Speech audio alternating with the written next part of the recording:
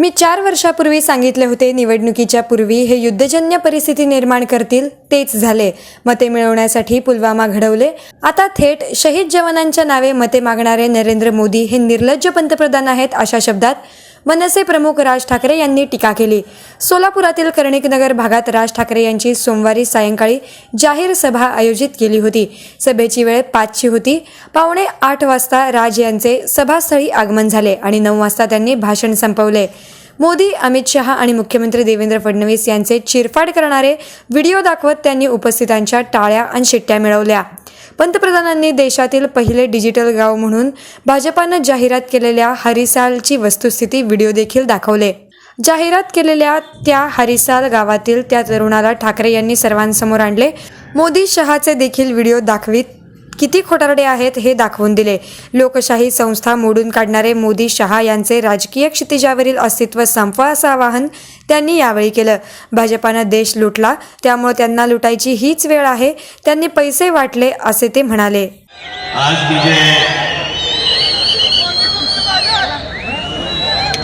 आपल्याशी बोलण्यासाठी म्हणून इथे आलेलो आहे.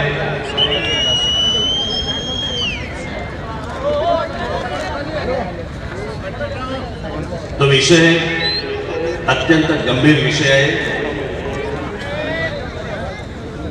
विषय निवडणुकीचा आहे.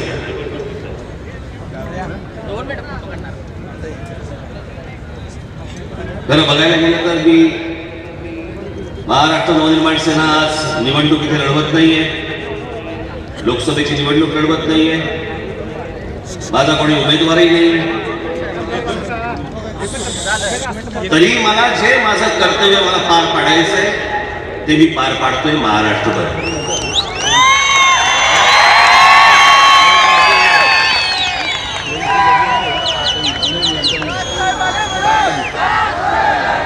मी का फिरतोय, का प्रचार करतोय,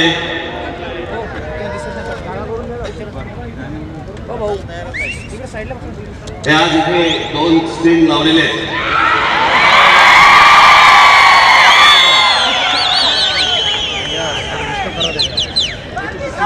हे सगळं तुम्हाला कुठचा तरी चित्रपट दाखवण्यासाठी केलेलं स्क्रीन नाहीये.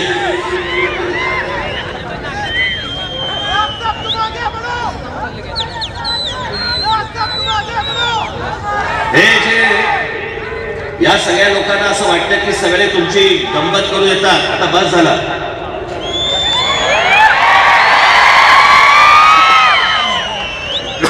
या सगळ्या लोकांना आजपर्यंत वाटतं की कोण तुम्ही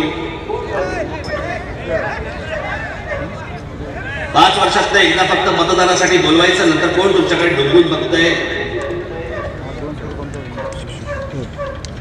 समोर जे मिळेल ते आपलं फक्त तुमच्यासमोर फेकायचं, बोलायचं, निघून जायचं.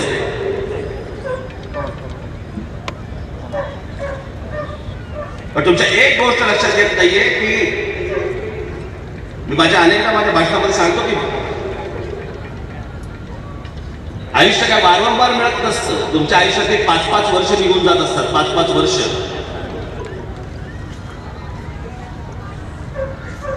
कोणी आज शाळेत असतो तो उद्या कॉलेजमध्ये जातो.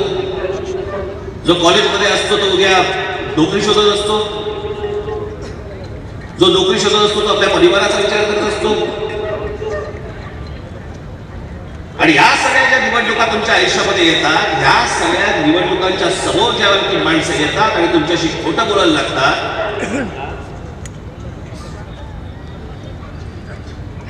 आणि मग या जाहीर सभांमध्ये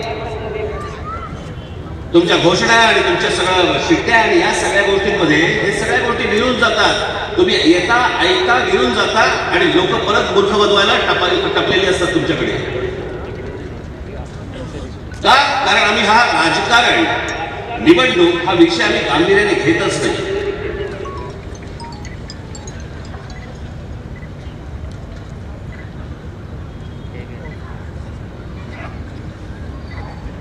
याच हे जे इथे तुम्हाला दाखवणार आहे नंतर,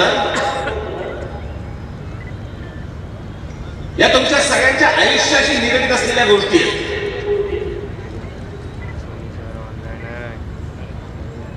ते तुमच्यासमोर यायचं, 5 वर्षात एकदा यायचं, तुमच्यासमोर वाटते त्या थप्पा मारायच्या, खोटं बोलायचं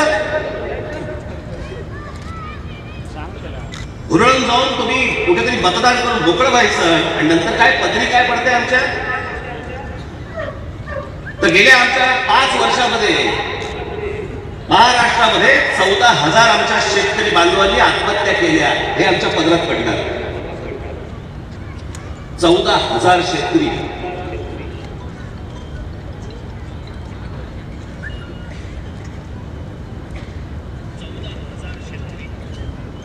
अगोदरचे वाईट म्हणून सांगून हे आले, हे त्यांच्यापेक्षा भयानक मिळाले.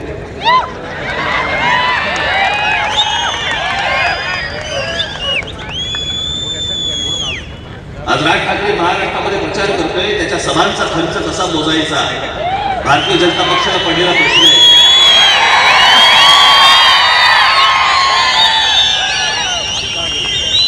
मला असं वाटतं आमच्या सभांचा खर्च मोजण्यापेक्षा 5 वर्षात किती थापा मारल्या या मोजल्या तरी खूप झालं.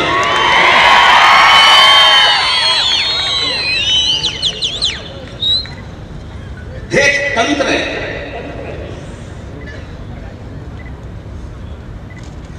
आणि तंत्र कसलं, ते एखादी गोष्ट एखादी बातमी तुमच्यासमोर आणायची, मग ती जर समजा तुम्हाला त्रास देत असेल मग दुसरी बातमी आणायची, मग तिसरी आणायची, मग चौथी आणायची. सो इतक्या रोज काहीतरी गोष्टी आणायच्या की तुम्ही सगळ्या अगोदरच्या गोष्टी सगळ्या विसरून जाता.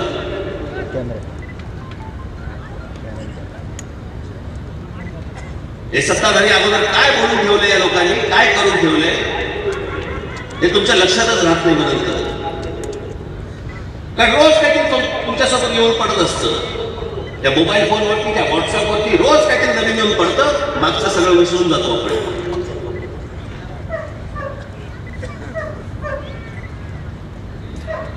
आणि या राजकारणी लोकांना, याला सत्ताधाऱ्यांना हेच हवंय तुमच्याकडनं, की अगोदरचं जे झालंय हे विसरून जा. आम्ही काहीतरी एक नवीन उभं करतो ते लक्षात ठेवा.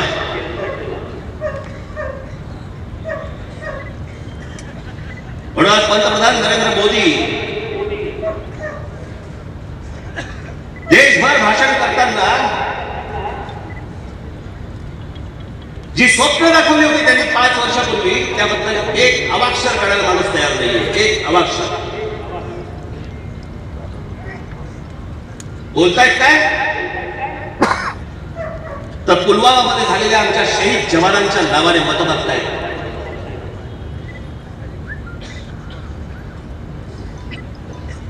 एअर स्ट्राईक केलेल्या आमच्या विमानांच्या पायलटच्या नावाने मत मागतायत. या यादीचं काय करायचं.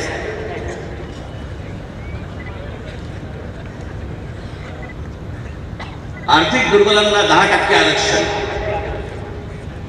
हा देश बाबांनो, ही तुमची सगळी जातीपातीमध्ये सगळी डोकी भडकवून, माती भडकवून एकमेकांच्या उरावर तुम्हाला यांनी नाचवलं. हा दलित आहे, हा मराठा आहे, हा या जातीचा आहे, तो त्या जातीचा आहे. कधी ह्याला सांगायचं आरक्षण देतो, कधी त्याला सांगायचं आरक्षण देतो. याच सरकारने सांगितलं होतं ना, आम्ही दरवर्षी 2 कोटी लोकांना रोजगार देऊ. सांगितलं होतं ना.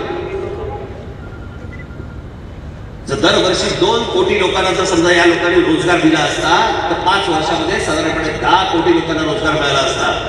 10 कोटी लोकांना रोजगार मिळाला असता याचा अर्थ साधारणपणे घरची जर 4 माणसं पकडली तर 40 कोटी लोकांचा प्रश्न सुटला असता.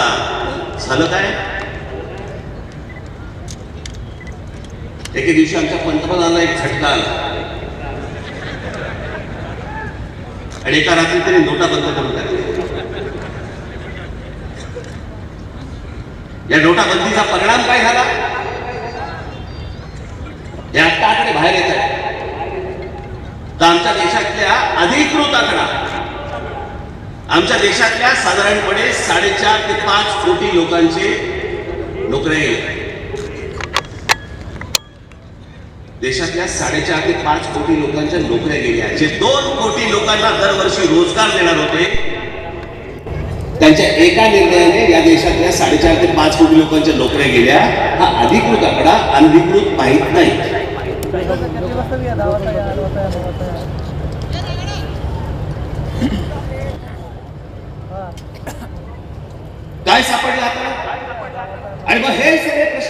चालू नये.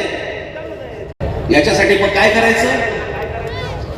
दंगली घडवायची, जातीपातीमध्ये सगळी भांडणं लावायची. याच्या नावाने आरक्षण मागितलं की त्याचं डोकं तापतंय, त्याच्या नावाने आरक्षण मागितलं की ह्याचं डोकं तापतंय. भांडा, तुम्ही एकमेकांमध्ये भांडा, हे यांची 5 वर्ष काढून देत आहे.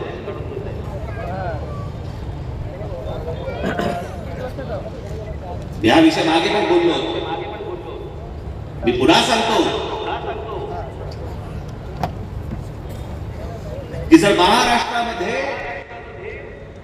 कोणत्याही उद्योगामध्ये, नुसत्या सरकारी नाही, कोणत्याही उद्योगामध्ये समजा महाराष्ट्रातली माझी मराठी मुलं आणि माझ्या मराठी मुली यांना जर काम मिळालं, महाराष्ट्राला आरक्षणाची गरजच नाहीये.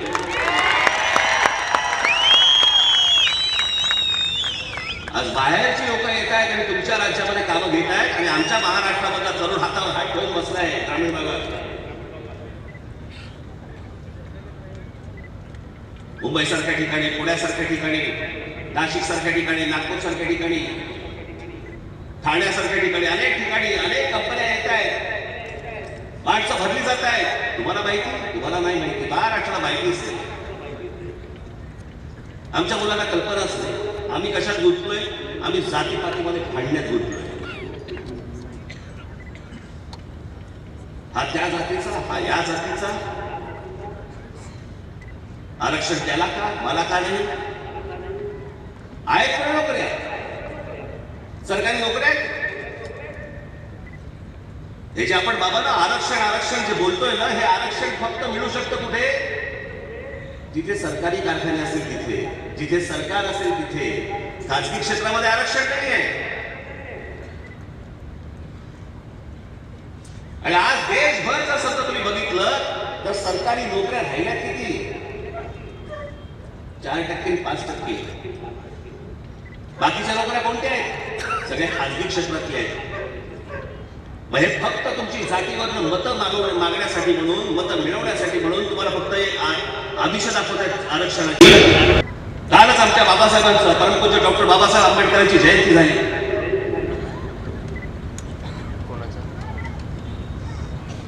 हे सरकार किती वर्ष बोलते? 5 वर्ष होत आली. बाबासाहेब आंबेडकरांचं आम्ही स्मारक करणार आहोत. कुठे आहे स्मारक?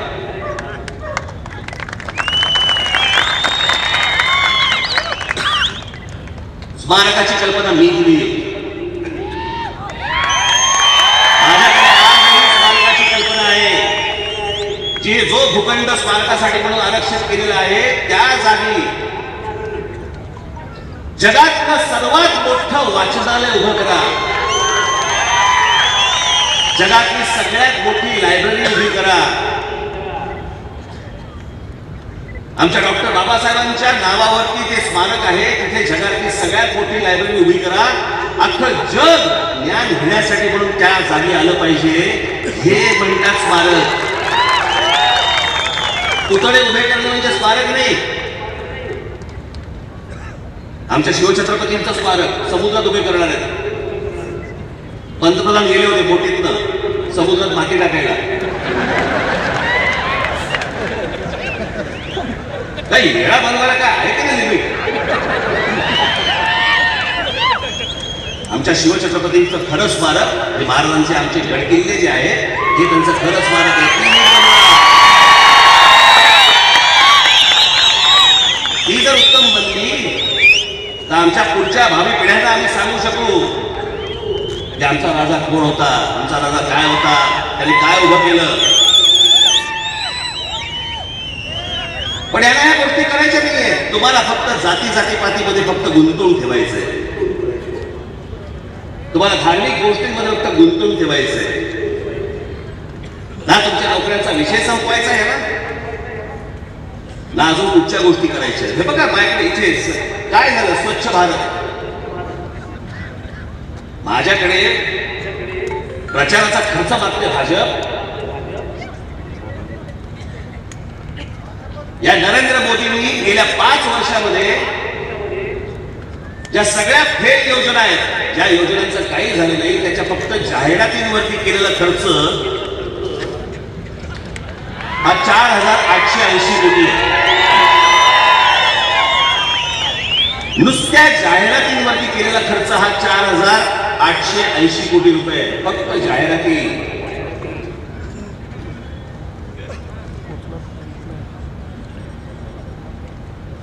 माझ्याकडे खर्च मागताय. या खर्चाचं काय झालं ते पहिलं सांगा.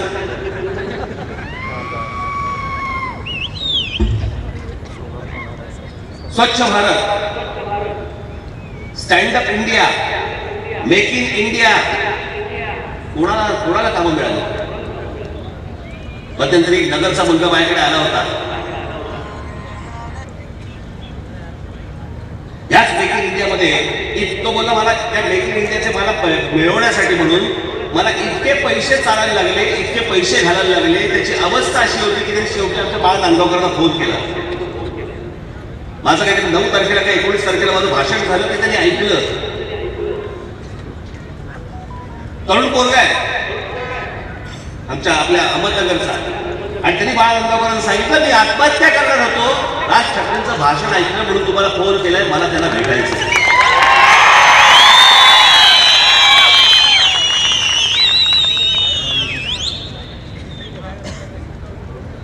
काय झालं त्या मेक इन इंडियाचं? कोणाला कामं मिळाली? काय झालं त्या स्टार्टअप इंडियाचं? मध्यंतरी टूल काढलं स्मार्ट सिटी. स्मार्ट सिटी मध्ये शहरं कुठची होती? त्यातलं एक शहर होतं सोलापूर. काय झालं त्या सोलापूर शहराचं?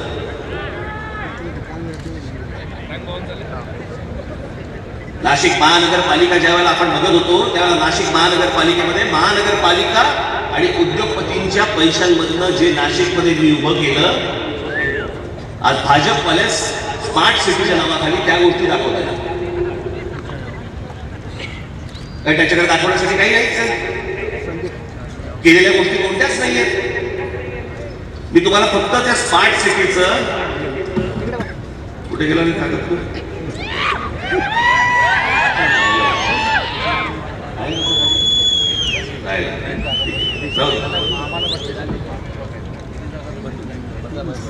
तुम्ही ज्या शहरामध्ये राहताय, पंतप्रधान येऊन तुम्हाला स्वप्न दाखवतो माणूस. प्रत्येकाला असं वाटतं की मी एका चांगल्या शहरात राहावं, माझं कुटुंब एका चांगल्या शहरात राहावं. घरात बाहेर पडल्यावरती असं वाटावं की बाबा नाही माझं उत्तम शहर आहे, ज्यांनी मला स्वप्न दाखवली त्यांनी माझ्यासाठी खरंच काहीतरी करून ठेवलं. दर 5 वर्षांनी कोणतरी नवीन येणार आणि कोणतरी वेगळं स्वप्न दाखवणार, परत त्या स्वप्नांचा विचका करून जाणार. खरं या नरेंद्र मोदींकडनं काय अपेक्षा ठेवल्या होत्या देशाने? ती मागे म्हटलं ना 30 वर्षानंतर राजीव गांधींना 1984 साली ज्याला बहुमत मिळालं, 1984 नंतर 2014ला दुसऱ्या एका माणसाला बहुमत मिळालं. 30 वर्षानंतर या देशात कोणाला बहुमत मिळालं. बहुमत, भारत नावाच्या देशामध्ये बहुमत मिळलं. या देशातल्या लोकांनी तुमच्यावरती प्रेम केलं. या देशातल्या लोकांनी तुम्ही सांगितलेल्या स्वप्नांवरती भरभरून मतदान केलं. आणि कालांतराने या देशाच्या लक्षात आलं तुम्ही खोटं बोलला त्या देशाशी. नरेंद्र मोदी या देशाशी थापा मारल्या, खोटं बोलले. आणि जी स्वप्न दाखवली त्या स्वप्नांबद्दल आज सकाळ शब्द हा माणूस काढायला तयार नाहीये. आमच्या शहीद झालेल्या जवानांबद्दल आज हा माणूस त्यांना पुढे करतोय आणि त्यांच्या नावाने मतं मागतोय.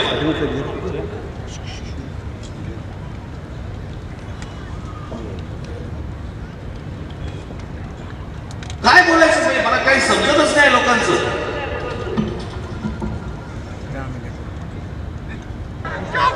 बहुमत दिल्यानंतर पण तुम्हाला या जनतेशी खोटं बोलावं लागतंय.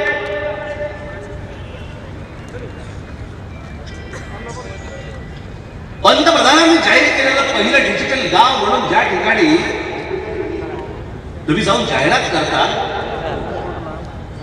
तिथली स्थानिक लोक तुम्ही त्यांच्याशी बोलून त्यांना समोर आणता, तो जो त्या जाहिरातीतला जो मुलगा आहे ना, जो हरिसाल गाव सोडून तिथून निघाला, मी आज तुमच्या समोर त्याला मुद्दामून बोलवलंय.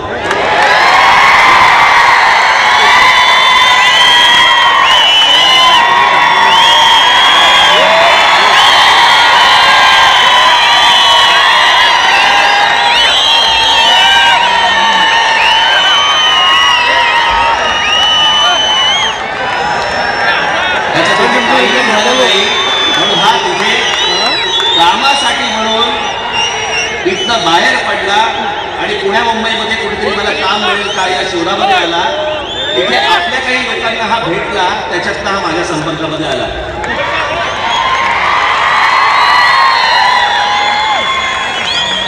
भारतीय जनता पक्षाचे तिथले जे कोणी लोक आहेत, नेते तिथले आहेत, त्याला शोधतायत, त्याला फोन करतायत की झालं चुकलं आमच्याकडनं विसरून जा, परत या आमच्याकडे, आम्ही तुला सगळ्या गोष्टी देतो.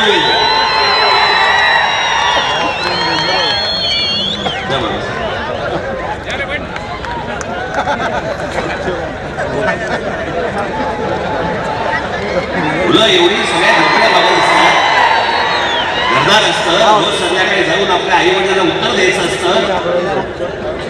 प्रत्येक मुलाला वाटत असतं, प्रत्येक मुलीला वाटत असतं की माझा संसार मोठा व्हावा, माझ्या घरच्या ज्यांनी मला पाळलं, मोठं केलं, उभं केलं, मी स्वतःच्या पायावरती उभं राहून माझ्या आई वडिलांना कुठेतरी उभं करीन, त्यांना आनंद देईन, असा प्रत्येकाचा एक विचार असतो.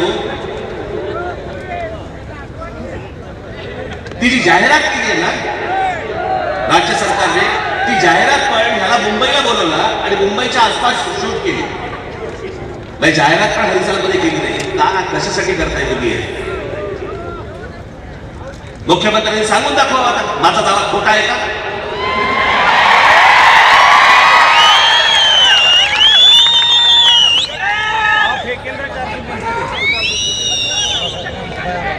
या सगळ्या गोष्टींकडे बघा, मी जेव्हा तिथे पोहोचलो, तिथे मी जेव्हा गेलो, त्यावेळेला आमच्या संदीप देशपांडे या लोकांना तरी मला तिकडे कोणती माहिती सांगितली. मग मी त्यांना सांगितलं, म्हटलं जरा जात होते गावात जाऊन बघा जरा. त्यांनी सगळी धक्कादायक माहिती आणली. मुख्यमंत्री सांगतायत राज ठाकरे तिकडे गेलोच नाही.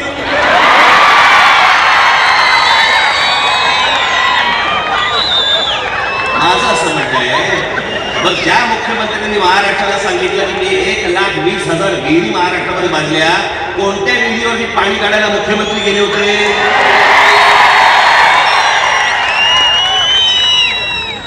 काय थापा मारणार काय का आहे की नाही मला कळत असतं. 1,20,000 विहिरी बांधल्या म्हणतात आणि महाराष्ट्रामध्ये साधारणपणे 27-28,000 गावं आज दुष्काळग्रस्त म्हणून जाहीर केली आहेत.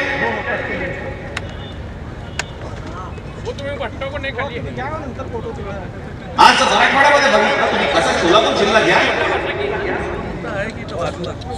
कालच मध्ये नांदेडच्या सभेमध्ये सांगितलं मराठवाड्यामध्ये तर जवळपास 1200 फूट खाली पाणीच मिळत नाहीये. गावाच्या गावात सोडून लोक बाहेर तांडे बाहेर पडतायत गुराढोरांना घेऊन. खोटा बोलता लोकांची. आणि बघ, ह्या सगळ्या गोष्टी जर लपवायच्या असतील, मग लपवण्यासाठी काय करायचं? सोपा उपाय, साधा उपाय तुमच्यासाठी. तुमच्या सगळ्यांच्या जाती बाहेर काढायच्या आणि मग जातीमध्ये भांडणं लावून द्यायची. मग बसा भांडत. नंतर कशाला तुम्ही जातीपातीमध्ये भांडायला लागला, धार्मिक भांडायला लागला, तुम्ही नंतर विचारताय कशाला कुठच्या नोकऱ्या आणि कुठचं पाणी आणि कुठचं शिक्षण.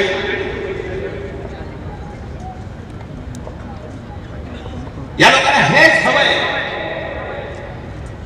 जे या लोकांनी केलेलं नाही ते तुम्ही विसरून जावं आणि म्हणून नवीन गोष्टी काढल्या जातात. मी 4 वर्षापूर्वी सांगितलं होतं, 4 वर्षापूर्वी कल्याण डोंबिवली महानगरपालिकेच्या निवडणुकीच्या वेळेला सांगितलं होतं की जशा निवडणुका जवळ येतील तसे हे युद्ध सदृश परिस्थिती निर्माण करतील, जी त्यांनी केली. आज आमच्या पुलवामामध्ये जवळपास 40 आमचे जवान शहीद झाले आणि हे जवान शहीद झाल्यानंतर त्याच्यानंतर एअर स्ट्राईक दाखवत आहेत. आणि आज पंतप्रधान तुमच्या समोर येऊन काय सांगतायत? जवानांच्या नावाने मतं मागतात. ज्यांच्या घरातला एक तरुण गेला, त्या कुटुंबाकडे बघायला कोणाला वेळ नाहीये, त्याच्या घरी काय दुःखाचा डोंगर कोसळला असेल, त्या परिवाराकडे कोण बघणार आहे, काय बघणार आहे माहित नाही. आणि आमचे पंतप्रधान त्या शहीद जवानांच्या नावाने तुमच्याकडे मतं बघतायत. ही अशा इतका निर्लज्ज पंतप्रधान आजपर्यंत मी कधी बघितला नाही, आजपर्यंत कधी बघितला नाही. देशाला दाखवलेल्या स्वप्नांच्या व्यतिरिक्त या सगळ्या गोष्टींवरती, म्हणजे याच्यासाठी तुम्हाला हे सगळं हवं होतं म्हणून पुलवामा घडलं का? मग मी ज्या वेळेला तेव्हा सांगितलं होतं की 4 वर्षापूर्वी की युद्ध सदृश परिस्थिती निर्माण करतील, त्याच याच पंतप्रधानांच्या मनामध्ये आमच्या वीर जवानांबद्दल, देशाची सरहद्द जे सांभाळतायत, जे देश सांभाळतायत, आज अनेक सोलापूरचे देखील अनेक जवान तिकडे असतील, या जवानांबद्दल याच नरेंद्र मोदींच्या मनामध्ये काय आहे पुन्हा एकदा ऐका. मी हे तर प्रत्येक सभेमध्ये ऐकवणार. सेना में जवान जितना साहस करने का ताकत रखता है ना, उससे ज्यादा साहस करने का ताकत व्यापारी रखता है. सेना में जवान जितना साहस करने का ताकत रखता है ना, उससे ज्यादा साहस करने का ताकत व्यापारी रखता है. आमच्या देशाचा जवान याच्यापेक्षा साहस करणारा कोण तर व्यापारी असतो. आमच्या जवानाबद्दल आमच्या पंतप्रधानांच्या मनामध्ये काय आहे? जो तिकडे गोळ्या खातोय, जो तिकडे शहीद होतोय, जो तिकडे मरतोय, त्याच्यापेक्षा साहसी कोण आहे तर म्हणजे व्यापारी. हे ज्या माणसाच्या मनात असेल त्या माणसाचा विचार काय असेल? जो आता झालेल्या घटनांबद्दल जर समजा तुमच्याकडे मत मागत असेल, कोण तुम्ही आज त्यांच्यासाठी? त्यांच्या डोक्यात जे चालू आहे ना आता, हे नरेंद्र मोदी आणि अमित शहा या दोघांच्या डोक्यात जे चालू आहे ना, हे सगळं रशियाच्या लेवलवरती घेऊन जायचंय. रशियाच्या एक 8-10 फक्त लोकांच्या हातामध्ये या देशाची सूत्र असणार. 8-10 लोक फक्त सगळ्या या गोष्टी सांभाळणार, अर्थकारणापासून सगळ्या गोष्टी 10 लोक बघणार. बाकी तुम्ही कोण? तुम्ही गुलाम. तुम्हाला बोलायला स्वातंत्र्य नाही. आज आमचे पत्रकार बांधव कुठे आहेत? इथे आज देऊ शकतायत, पण दुर्दैवाने या देशामध्ये जर समजा परत हे आले, त्यांच्या समोर घटना घडतील पण हे देऊ शकणार नाही. यांच्या समोर घटना घडतील पण हे बोलू शकणार नाही. संपूर्ण देशाची गळचेपी करून टाकतील. तुम्हाला उद्या कुठच्या एखाद्या अन्यायाबद्दल समजा विरोधामध्ये जर बोलायचं असेल, तुम्हाला बोलता येणार नाही. हे त्या प्रकारे घेऊन जायचा प्रकार सुरू आहे. 1934, 35, 31च्या काळामध्ये जे ॲडॉल्फ हिटलरने जे केलं ना जर्मनीमध्ये, त्या वाटेवरती भारत यांना न्यायचा आहे. या भारताची संपूर्ण लोकशाही मोडून काढायची आहे. या भारतामध्ये सगळ्या संस्था मोडून काढायच्या आहेत.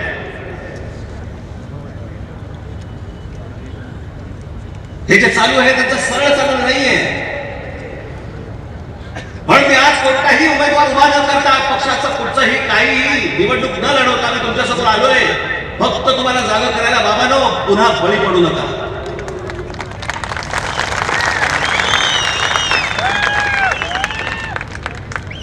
नरेंद्र मोदी आणि अमित शहा या देशाच्या राजकीय क्षितिजावरनं नाहीशी झाली पाहिजे.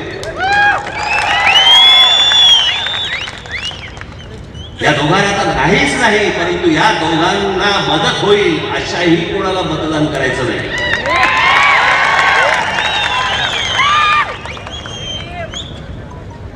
ही माणसं तुमच्याशी खोटं बोलली आणि खोटं बोलली तर बोलली, पुन्हा निर्लज्जपणे तुमच्या समोर येऊन सांगतायत की काय फरक पडतोय. आम्ही असं काही बोललोच नव्हतं, आम्हाला असं काही सांगायचंच नव्हतं. याच पंतप्रधानांनी सांगितलं होतं की मी या देशातल्या परदेशामधनं मी पैसे आणीन. जो काळा पैसा परदेशामध्ये आहे तो पैसा सगळा मी इथे परत आणीन, भारतामध्ये आणीन. आणि या देशातल्या प्रत्येक माणसाच्या खात्यामध्ये मी 15-15 लाख रुपये टाकीन. बोलले होते की नव्हते? हाच प्रश्न ज्या वेळेला अमित शहाना विचारला, तुमच्या व्हॉट्सअपवरती कधीतरी एखाद्या वेळी तुम्ही हा पाहिलेला असणारच आहे, पण विसरून जातो माणूस. मी पुन्हा तुम्हाला जागा करण्यासाठी मी पुन्हा एकदा व्हिडिओ दाखवतोय. हा हसण्यावादी घेऊ नका, हे तुम्हाला गृहीत धरताय. ये भाषण देने का तरीका है, ये जुमला है, म्हणजे तुम्हाला मूर्ख बनवलं. हेच माणसं तुम्हाला गृहीत धरतायत. आजपर्यंत असंच गृहीत धरलं आम्ही, हा हो ही हे करत बसलो. आम्ही कोणाच्या सभा असल्यात आम्ही शिट्ट्या वाजवत बसलो, सगळ्या गोंधळ घालत बसलो. म्हणून आज हे जे तुमच्यासोबत दाखवल्या ना गोष्टी, हे एवढ्यासाठीच आहे. ते बाप दाखवला तर शांत झाला.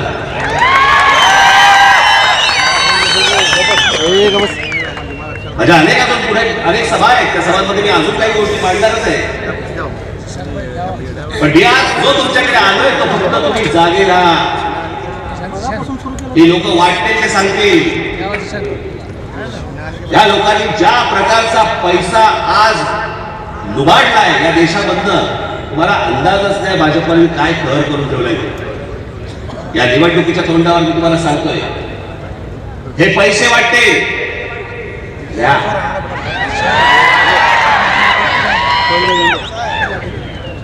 जर पैसे वाटले तर घ्या. ह्याने देश ह्यानी रिकामा केला, देश ह्यानी लुटला. हीच वेळ आहे ह्याला लुटायची. पण याच्याकडे परत डुंकून देखील बघू नका. ही माणसं तुम्हाला फक्त नाचवत राहतील. किती खोटं बोलायचं वाटलं पहिले अगोदरचे वाईट, म्हणून ह्यांच्या हातामध्ये सत्ता दिली. हे असे निघाले. ज्या माणसावरती विश्वास टाकला त्यांनी केसाने गळा कापावा. आज आमच्या देशामध्ये ज्या बलात्काराचं प्रमाण 2014 पासून 2018-19 पर्यंत जे वाढलंय या देशामधलं, हे त्याच्या आधीही नव्हतं. या संपूर्ण नोटबंदीमुळे आज सोलापूरमध्ये अनेक कारखाने, जवळपास इकडे यंत्रमाग कामगार कारखाने, याच्यामध्ये 84,000 जण काम करत होते. आज 44,000वरती आले. 44,000 लोकांच्या नोकऱ्या गेल्यात, कामं मिळत नाहीये. संध्याकाळी घरच्याला तोंड कसं दाखवायचं कळत नाहीये या एका निर्णयाने. विरोधी पक्षामध्ये असताना जीएसटीला विरोध केला, सत्ताधारी झाल्यावरती जीएसटी आणला. ज्या ज्या गोष्टींना या माणसाने विरोध केलेला आहे, निवडणुकीच्या अगोदर सत्तेवरती आल्यावरती त्यांनी त्याच गोष्टी केलेल्या आहेत. कसा विश्वास ठेवायचा याच्यावर?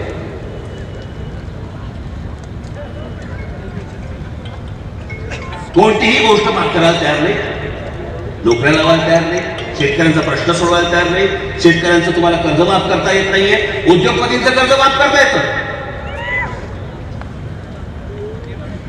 आज या देशामध्ये अनेक असे उद्योगपती आहेत की ज्यांचे पैसे परत येऊच शकत नाहीत. असे पैसे किती आहेत? जवळपास 8.5 लाख कोटी आहेत. त्यातले जवळपास या सरकारने, मोदींच्या सरकारने जवळपास 2.5 लाख कोटी रुपये माफ केले. कारण काय म्हणे, परत येणारच नाही. 2.5 लाख कोटी. या सगळ्या धनदांड्यांसाठी म्हणून या सगळ्या गोष्टी सुरू आहेत का? माझ्या तरुणांनी आशा ठेवली, ज्या तरुणींनी आशा ठेवली, ज्या माझ्या माता भगिनींनी आशा ठेवली, ज्या शेतकरी बांधवांनी आशा ठेवली, या तमाम जनतेने आशा ठेवली, त्यांचं काय झालं? पुन्हा त्यांच्या आयुष्यात परत हेच का ते अच्छे दिन? याच्यासाठी लोकांनी रांगा लावल्या त्यावेळेला. मोदी मोदी मोदी म्हणून ओरड होते लोक सगळेजण, आणि याच्यासाठी म्हणून मतदान केलं.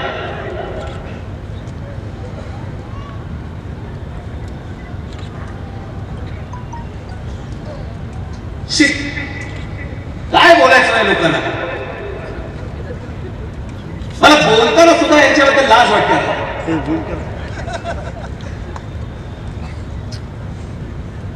की तुम्ही इतकं प्रेम करता, तुम्ही इतका विश्वास दाखवता, आणि इतका विश्वास दाखवल्यानंतर देखील जर इतकं खोटं बोललं जाणार असेल आणि दुसऱ्याच लोकांसाठी.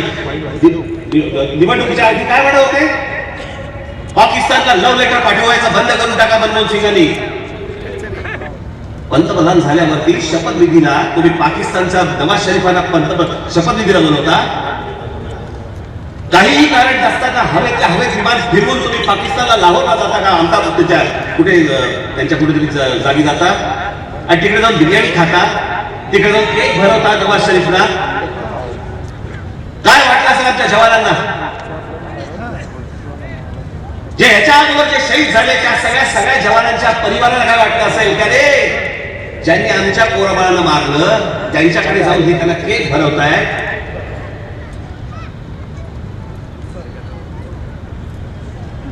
आधी वारे बाप काय वाटेल सांगितलं, त्यांनी एक मारला तर 4 मारा, गोळीचं उत्तर गोळीने गेलं पाहिजे आणि सगळ्या खोट्या गोष्टी करतात. हे उरीचं झालं, त्याच्या अगोदर तुमचं पठाणकोट झालं, त्याच्यानंतर हे आता पुलवामा झालं. प्रत्येक अशा घटना ज्या ज्या वेळेला घडलेल्या आहेत त्या वेळेला देशामध्ये निवडणुका लागलेल्या आहेत. निवडणुकांसाठी म्हणून आमचे जवान वापरून देणार.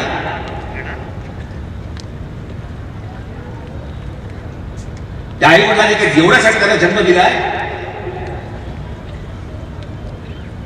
जर खऱ्या अर्थाने शहीद झाले तर त्यांच्या नातेवाईकांना त्यांच्या घरच्यांना देखील आनंद होईल की नाही माझा पोरगा शहीद झाला. हकनाक मारला गेला. हेच मोदी विचारत होते ना अगोदरच्या सरकारला, आरडीएक्स कुठून येतं मला सांगा, शस्त्र येतात कुठून सांगा, सरहद तर आपल्या हातातच आहे. मग मनमोहन सिंग सांगा हे येतं कुठून. मग जे आमचे 40 जवान गेले तिकडे जो आरडीएक्सचा बॉम्ब ब्लास्ट जो झाला, मोदींनी सांगावं मला आरडीएक्स आला कुठून, ती शस्त्र आले कुठून, आहेत का उत्तर? त्यांच्याकडे उत्तर नाही. म्हणून मी बाबा तुम्हाला सांगायला आलोय, हे सगळे खोटे पाडणारे जे लोक आहेत ना, हे नरेंद्र मोदी आणि अमित शहा पुन्हा पुन्हा कधीही या देशाच्या राजकीय क्षितिजावरती दिसता कामा नये याची खबरदारी तुम्ही इथे घेणं गरजेचं आहे. आणि तो विचार करूनच आपण सगळेजण मतदानाला जाल अशी एक आशा अपेक्षा सगळ्यांकडे मी बाळगतो आणि आपल्या सर्वांची विनंती येतो. धन्यवाद. जय हिंद, जय महाराष्ट्र.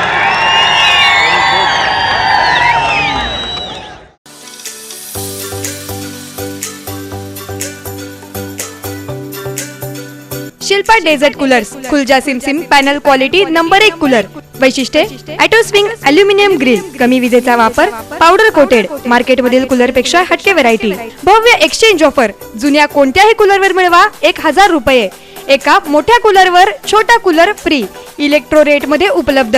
डेझर्ट कूलर व कूलरचे सर्व स्पेअर्स उपलब्ध. शोरूम मधील व्हरायटी पाहण्यासाठी एकदा अवश्य भेट द्या. आनंद इलेक्ट्रिक अँड पॉवर टूल्स, 17 आणि 18 Surana market, mechanic Chowk, Solapur. Mobile 9850 579998. Phone 0217 2 74 16 72. Feel the cool magic. Shilpa desert coolers.